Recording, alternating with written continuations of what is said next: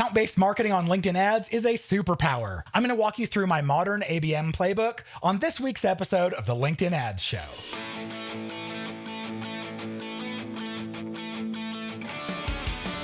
Welcome to the LinkedIn Ads Show. Here's your host, AJ Wilcox. Hey there, LinkedIn Ads fanatics. As he said, I'm AJ Wilcox. I'm the host of the weekly podcast, the LinkedIn Ads Show. I'm thrilled to welcome you to the show for advanced B2B marketers in their evolution of mastering LinkedIn ads and achieving true pro status. Account-based marketing, or ABM, on LinkedIn is genuinely one of the platform's superpowers. Ever since the beginning of the platform in 2008, we've been able to target an exact list of companies that you want to go after. Even though we have this ability, there's so much more strategy that goes into building a successful ABM campaign. So today I want to walk you through the entire playbook, soup to nuts. Building the list with the best match rate, how to target the roles that you want on top of it, the content and ads to actually show them, all of that. The LinkedIn Ads Show is proudly brought to you by B2Link.com, the LinkedIn ads experts. That's right, B2Linked is the ad agency 100% dedicated to LinkedIn ads. And we have been back since 2014. You know, before it was cool. We build a custom strategy for every account we work with. You get to work directly with me as your point of contact and my local team, and you won't get a cookie cutter approach or a standard account template from us. Plus, with the strategies we've developed in our mastery of the platform, we save our clients more than we charge. So it's kind of like getting the best in the biz for free. If you'd like to explore partnering with us for your LinkedIn ads management, schedule your free discovery call at b2linked.com/discovery. All right, first off in the news, I have a client with a really high-performing offer, and we're getting like $25 cost per lead. We're targeting very senior, important people, but so many of the leads that were coming in were not matching our targeting. So after a long discussion with LinkedIn's product support and engineers, we figured something out, and I wanted to make sure I shared it with you. I was under the impression that in order for a member to be targeted by company size, they had to be linked to a company that had declared that as its company size. So many of the leads we were getting were not linked to a company. They had the generic little gray building in their profile, which obviously didn't fit our standard of company sizes that have at least 5,000 people. Well, it turns out that's not the case. If someone's not linked to a company, LinkedIn will try to match the closest company name to what they typed, which can oftentimes be an established company with lots of employees. So even if they just type the name of their own side project, it may result in a lot of leads coming in from similarly named companies who are more established, and they may not have a tight company size fit. So what I'm hoping that LinkedIn will do in this case, because this would be really easy for them, is to create a custom segment on the back end that we can have applied to our ad sets by our LinkedIn rep.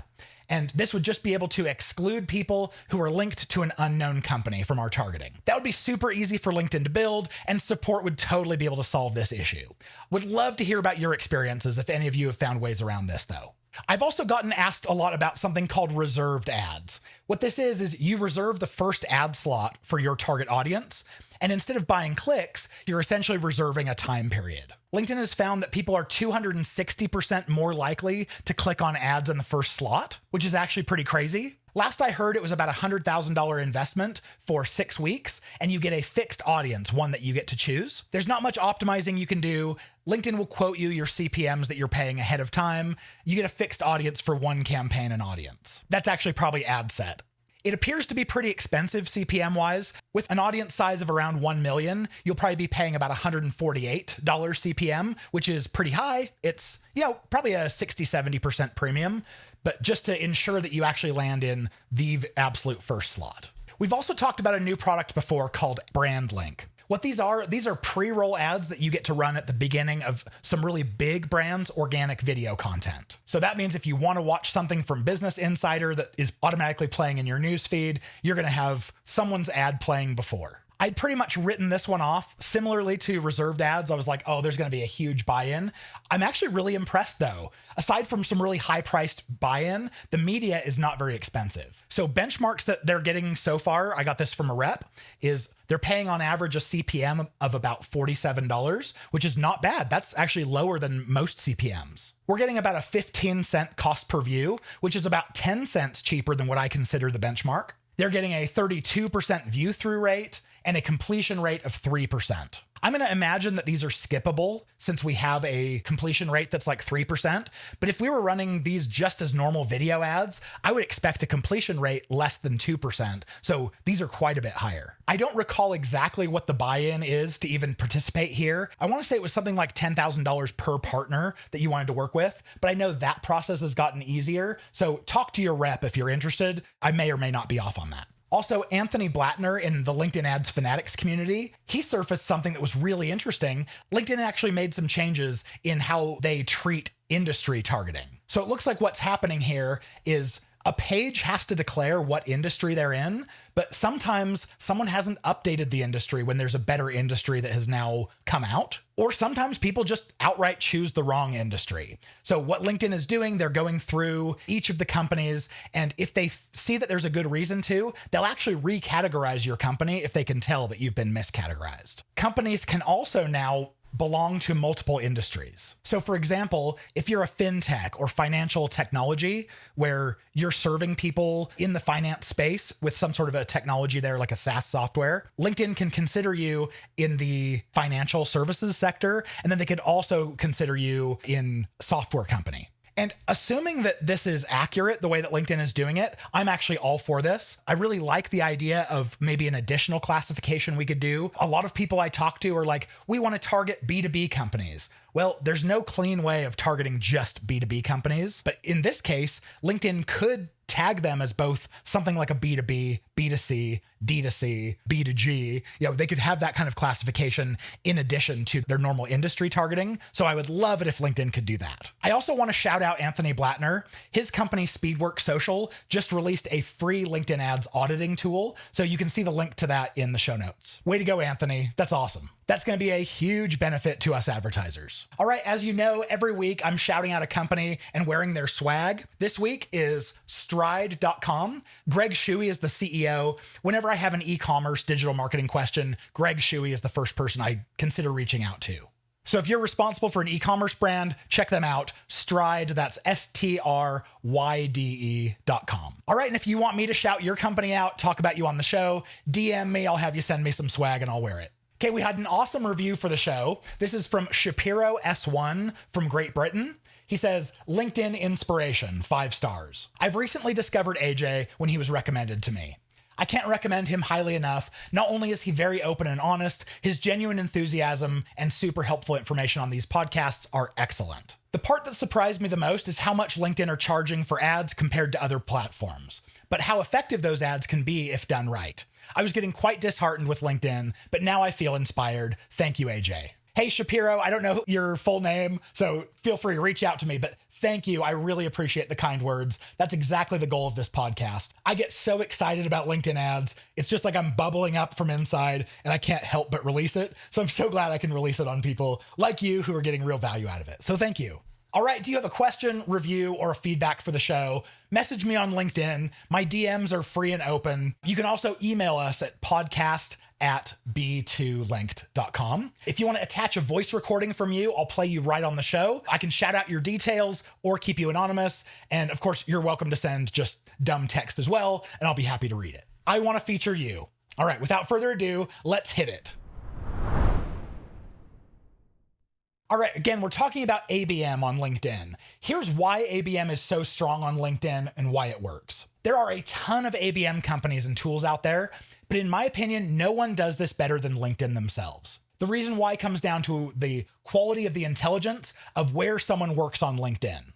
As a personal profile, you are going to add your company experience and you're going to claim what company you work for, and that's just going to be selected by you. So we know that's accurate. Other ABM platforms, though, they need to try to distill that data down from things like the IP address of the visitor. Does it coincide with the known IP addresses of a specific company out there that they have in their database? So to be fair, this is probably very accurate for enterprise level companies like Microsoft, but for small ones, I really question the ability for ABM to even work. So I love LinkedIn for this ability to specify just a specific list of companies and target only the roles that I care about at that list. It's not just spray and pray everyone who works at one of those companies. And because this generally produces smaller audiences, it's also pretty cheap and it doesn't need to take a huge chunk of your budget. It means it's a total win-win for everyone. So obviously first, you need to build your account list. So step one in any ABM playbook, you have to build your account list before you can even touch Campaign Manager. So go figure out who your ICP is, your ideal client profile, from whatever sources you trust. Distill the company names from that list and save that to be able to use inside of LinkedIn ads, as well as all the other places that you want to use it too. If you have intent data from something like 6sense or Demandbase, great, you can work with that on LinkedIn. If you have data about the companies who are visiting your website from something like factors.ai or another source, that's great too. That's usable in LinkedIn as well. You can also go to the LinkedIn Companies tab and create a dynamic list of the companies that are interacting with your organic and paid content. Also awesome, and that's brand new. If you're just looking to start creating your ABM lists, the very first place I would suggest going is to your sales team. Go and ask them for a list of their dream accounts. It's a great way to start that conversation. You can get the list that you're hoping for and also show your sales team that you're invested in their success. Because oftentimes marketing and sales teams, they don't get along super well. There's some friction, and this can be a great way of alleviating that. You could also go to sources like builtwith.com, who might be able to sell you a list of companies who are using a certain product. And here's a little trick. If I have a contact list, a list of individuals, I know that I can always strip that info out and turn it into a company list. If you're targeting just the contact list, you're only going to reach the people that you want, and you're probably not going to reach all of them because the match rates aren't all that great in a contact list. But if you turn that into a company list, you're able to reach your contact for sure, but you're also able to reach their coworkers, their boss's boss, etc. So I'm a big fan of using company lists rather than contact lists. All right, so now that you've got your list, the name of the game is getting that match rate as close to 100% as you can. If you have their LinkedIn page URL, that gives you a near 100% match rate, so it's highly preferred. You just put that in the column, upload it, and you're on your way. But if you don't have the LinkedIn page URL, you can use an enrichment service of some kind to get it. People will enrich your data and sell you that data. And if you can't get the LinkedIn page URL, you can just use company name with website. That oftentimes will give a pretty good match rate. Now, here's a trick I use. Go ahead and upload. Let's say you just have company name and web URL. Upload that list. You wait the 24 to 48 hours. Realistically, it's more like 72 hours for that list to process. Then you go in to edit the list and you'll look at the unmatched tab. LinkedIn will actually show you the results there. They'll show you which company names it did not find a match to. Then if let's say there's only 12 on that list, you can then go and do the manual research on just that handful that didn't match. Then if you re-upload that list, you can get 100% match rate. Or you can just re-upload just the 12 that you were missing and then add both of those lists into every ad set that you're using, and those combine really well too. So if you have the time, this is a great way of ensuring that you're reaching your full list. I'll also say this is a luxury that you get with company lists that you don't get with contact lists, because LinkedIn won't tell you who on your contact list did or did not match, but they will show you specific company names. It comes down to privacy. Now, I can hear some of you screaming, what about dynamic lists? Yes, of course, manually uploading your lists into LinkedIn is not something that anyone wishes that they had to do. It's monotonous, it's annoying, and I take pity on anyone who this is a normal part of their job, myself included. So you likely have a tool integration that will let you send lists and populate them into LinkedIn dynamically, where every time you add someone to your CRM, they're automatically populated in that list, and that's awesome. HubSpot, Zapier do this. I know there are other tools out there as well. I will just say that I still often do this manually, even if I have access to HubSpot or Zapier to do it, because I like having control over how I upload and structure the data to then get me the best match rates. If I use a tool to do it, it's just going to upload the way it does it, and there's no editing that I can do. Check out episode 120 on getting the best match rates, as I shared my whole process there, and I linked to it in the show notes. All right, now that you have your list in there, you get to decide, who do I target on top of that list? That means, yes, these are the companies I'm going to reach, but now I get to specify who the roles are. If you're targeting only the companies on a list and then launch that ad set, you're going to be targeting everyone at that company, the CEO all the way down to the janitor and everyone in between. Sometimes you may want to do this. There is value there, but I would say most of the time you'll want to narrow to just specific roles in that company list that are part of your ideal target audience. Generally, lists create smaller audiences, so there's benefit to keeping our targeting as broad as makes logical sense. The larger the audience, the lower you're usually able to get your cost per click and your costs per impression. So I like to use the broader targeting here. I prefer job function, seniority, and sometimes I'll even use skills. Those are like the broadest kind of targeting that I think you can use, sometimes even interests. It is possible to get really tight in your targeting using things like job title. But since LinkedIn only understands 30 to 50% of job titles, I recommend broader targeting unless you absolutely need the ultra targeted. It's okay if you're wasting on a few people who aren't relevant to your audience. With ABM targeting, you don't usually have to add facets like company size, revenue, or industry, because when you created those ABM lists, you already selected those companies based off of criteria like this. But of course, it is possible if you need to further segment your list across multiple ad sets, you can certainly do that, have one list being broken up into multiple ad sets, but usually I like to keep it pretty broad.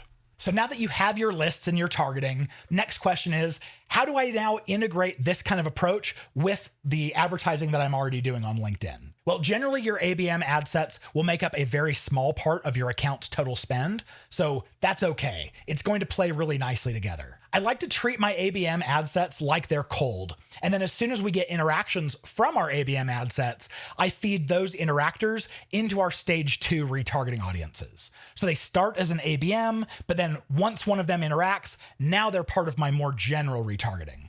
And of course, you can create a multi-stage funnel just for your ABM list, but it usually requires having a lot of companies on your list to make sure that you have an audience big enough and meaningful enough to actually build a 2 or a 3-stage funnel out of it. That's why I like to combine them with the general retargeting that I'm doing across the whole account. As soon as you start running your ABM ad sets, I can almost guarantee you're not just going to get a whole bunch of your ideal target audience filling out forms and talking to your sales team. So how do you actually know that your ABM efforts are working? I do this through a combination of the companies tab and the audience penetration metric. And I'll throw a third in there. The revenue attribution report integration is also a great way of checking that this is working.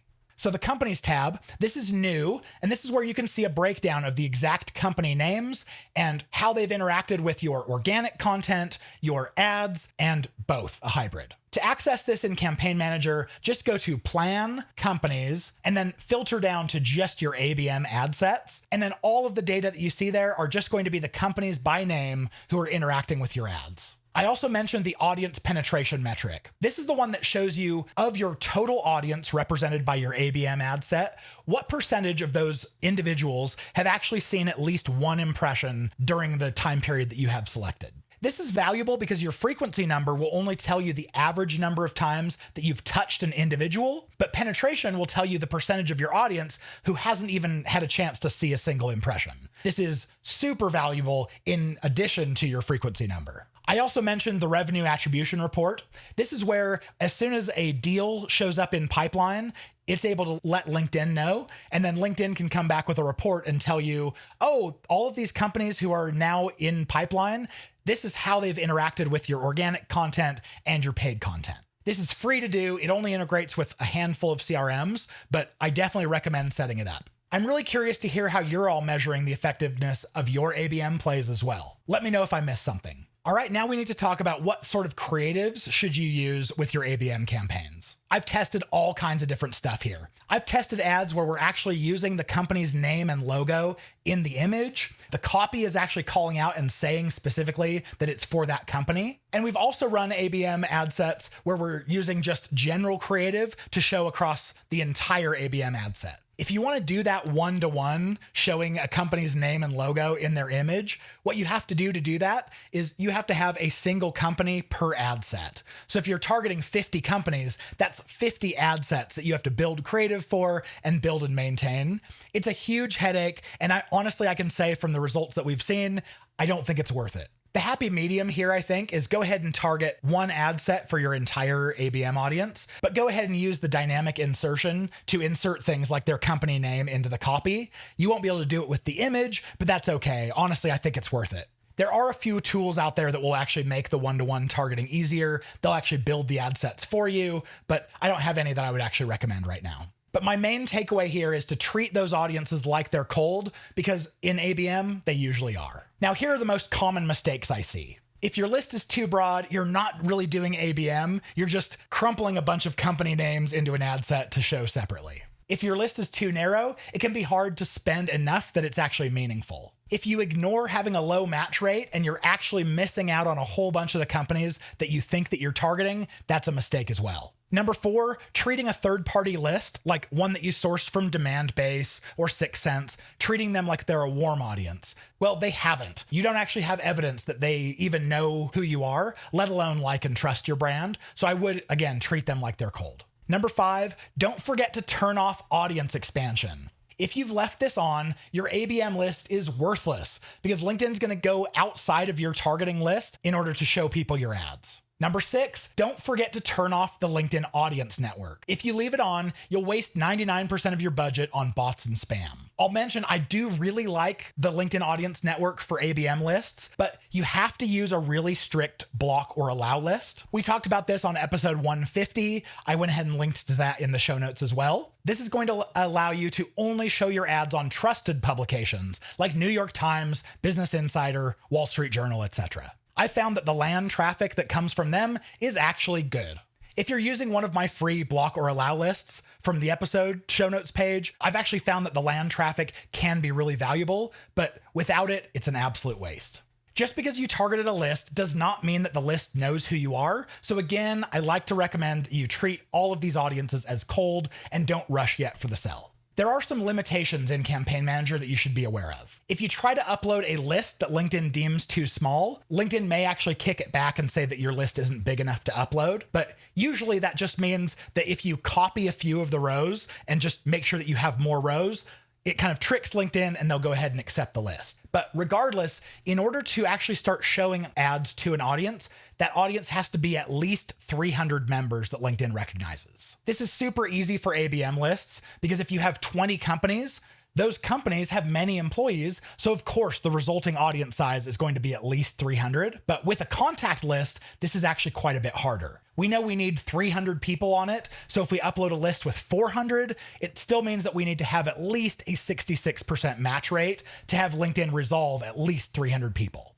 So you probably want to build your contact lists much larger than that. I'll also mention that if you're targeting fewer than 100 companies, it might actually be better for you to type in each company name manually into Campaign Manager's targeting. That's because as you type and LinkedIn's going to auto-suggest the right company, as that process happens, you know you have a 100% match rate. But if your list is over 100, Campaign Manager is not going to let you write all of those in. LinkedIn is limited to only 100 targeting facets in any one chunk, so you're going to have to upload the list as a matched audience. And of course, our standard caveat here, like all of the data on LinkedIn profiles and our targeting is dependent on the audience keeping their profiles up to date. So thank goodness, LinkedIn doesn't usually have a problem with this, but it is possible that occasionally you'll reach some people who've recently left the company and just haven't listed a new company yet. I'd argue this is still better data quality than any other source out there who is trying to tell you that they know who works at which company. All right, this is my expert level hack for you.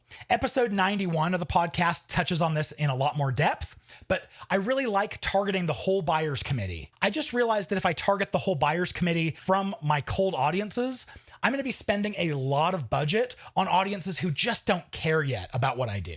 For instance, just because I know that this is going to go across the desk of someone in finance, it doesn't mean that right from the get-go, I'm going to be targeting finance guys. So my really cool hack here is to distill the company name from any lead that comes through, put that into an ABM list, and then run all of your buyer committee targeting on top of just that little mini ABM list. This allows you to hit the whole buyers committee, but only when you know that that company is actually ready to start evaluating your service. It's going to save you a lot of money. All right, if you're a LinkedIn Ads fan, but you're not already a member of our private LinkedIn Ads Fanatics community, what are you waiting for? We've got 4 courses designed to take you from beginner to LinkedIn Ads expert. Plus, we have all the top minds in LinkedIn Ads that are sharing what they're learning. Plus, there's an upgrade to get on our weekly group call. I try to answer all of your questions on LinkedIn as I see them, but I always prioritize the Fanatics community. So come join us if you want to get direct support and feedback from me. If this is your first time listening to the show, welcome. I'm always excited to have you here. Make sure to hit the subscribe button. Now, if you're a longtime loyal listener, thank you as well. I would love to have you go and rate and review the podcast on Apple Podcasts. That is the very best way that you can say thank you for all the hours that I put into doing this for free. With any questions, suggestions, or corrections, please reach out to us at podcast@b2linked.com. I also want to give a shout out to Resty Concepcion. He's our longtime podcast editor for the show. If anyone out there is looking to have their podcast edited, he is the one I hands down recommend. We went ahead and put his details in the show notes as well. With that being said, we'll see you back here next week, and I'm cheering you on in all of your LinkedIn ads initiatives.